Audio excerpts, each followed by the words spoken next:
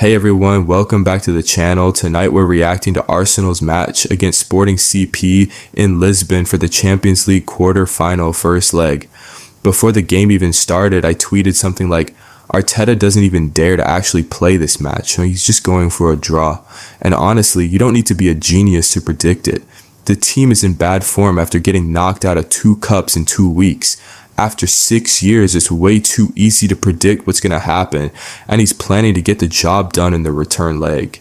Well, the first half proved me completely right. Sporting nearly scored on several occasions. They were much more dangerous than us. From our side, we only had one single shot on target throughout the entire first half. The worst part is that there was so much space to do better. If you watch carefully, every time we pressed high, Sporting gave us the ball back quite easily, but we had no idea what to do with it. We kept losing the ball stupidly, playing sideways passes, dropping deep. It was really frustrating to watch. I'll even go further. I think our team is playing like there's some kind of mental restriction in their heads. It's honestly pathetic to watch at times. You can feel the players are scared of making mistakes, scared of taking risks, scared of losing. And this is clearly coming from our so-called super coach, the one everyone calls the best manager right now.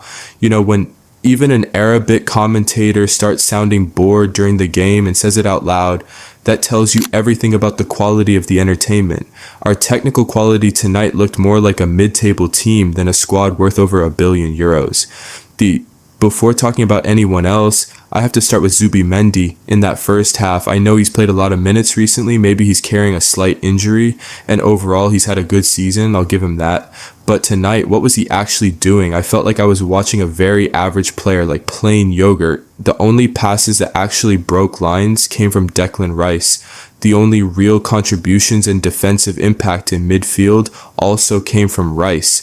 Zubimendi was just there, invisible, with zero influence. Honestly, we were boring to watch. And this is clearly what the manager wants. It was catastrophic what I saw in the first half. The second half was a total purge. I genuinely think Sporting deserved to beat us tonight. We kind of scammed this victory. And even though I'm happy with the result, I'm not proud of the way we got it. There was so much room for improvement.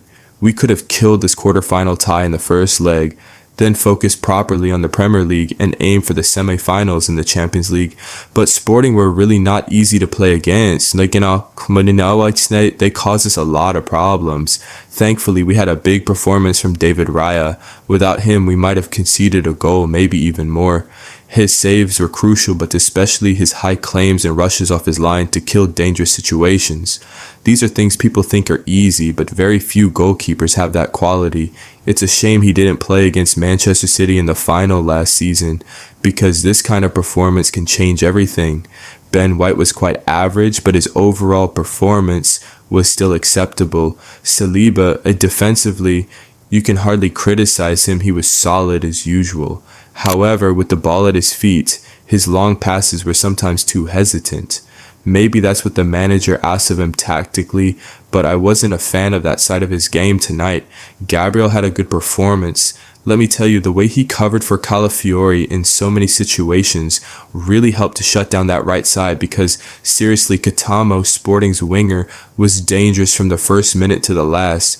Calafiori really struggled. He had a poor match, well below par defensively, but since we kept a clean sheet, you can't say too much against him. Zubimendi, I talked about him in the first half, and I can say exactly the same thing about the second half. And I don't care that he scored a goal that was disallowed offside from Gyökeres. I think he's very different from the player we saw at the beginning of the season. Mistakes during the season can make you lose confidence, that's clear. But right now it feels like he's avoiding risks way too much. As a result, he's becoming almost invisible in the game. Declan Rice, what can you say about this guy? Honestly, I usually praise him for his defensive work, but today he impressed me even offensively. Those little forward passes, he tried to speed up the game. I liked his game even more after seeing that. He's clearly second behind Raya. For me, I could even give him man of the match without hesitation. Odegaard, he came off injured, so maybe he was already playing hurt. But honestly, this was far from the Odegaard we know.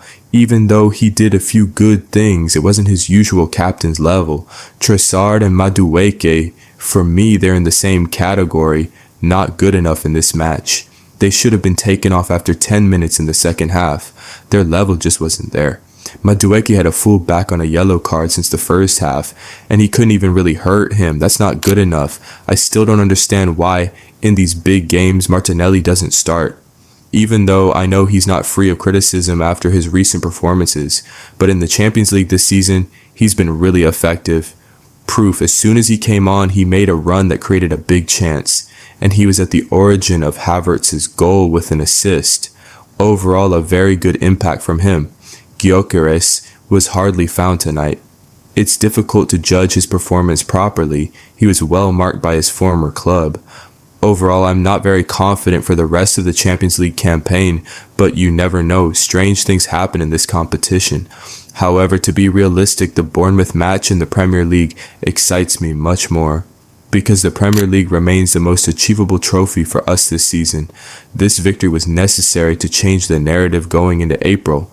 We got it, even if it came in stoppage time, thanks to Havertz. Now we need to confirm it in the return leg at the Emirates. Thank you all for watching this reaction. Let me know in the comments what you thought of the match, who was your man of the match, and if you agree with my criticism of Zubimendi and Arteta's tactics. See you very soon, probably after the Bournemouth game. Come on, Arsenal, and take care.